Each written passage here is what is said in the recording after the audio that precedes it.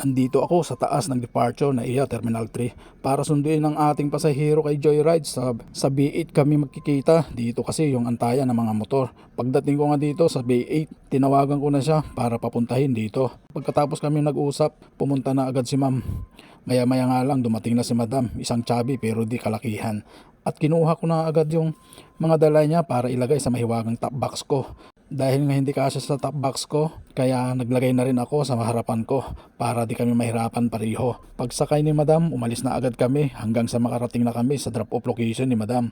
Dito sa Bagong Bayan Libis, Quezon City. Pagbaba nga ni madam, binayaran nga pala ako ng 300 pero 208 lang yung rate niya. Malaking pasasalamat namin dito kasi malaking bagay mga tip galing sa customer.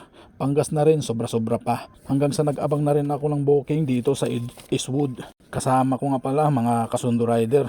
Alauna pa ng hapon kami nag-aabang ng booking dito pero sadyang matumal lang talaga. Ganitong oras kasi yung pinakamatumal na booking. Lalo na nandito tayo sa Eastwood. Kaya ang ginawa namin dito, nagkwentuhan na lang kami. Shout out daw sa mga misis namin. Let's go. Truck na lang.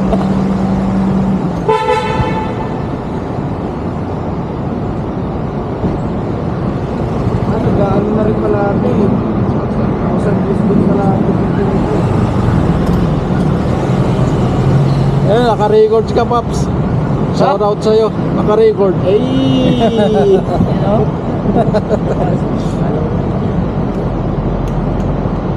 Ikaw, Paps, ano pangalan mo?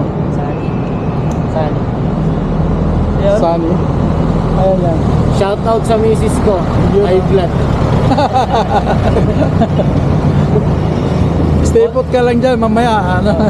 Oni May Marquez Nicolas. Stay put ka lang dyan. Ikaw lang high blood. Kalma lang.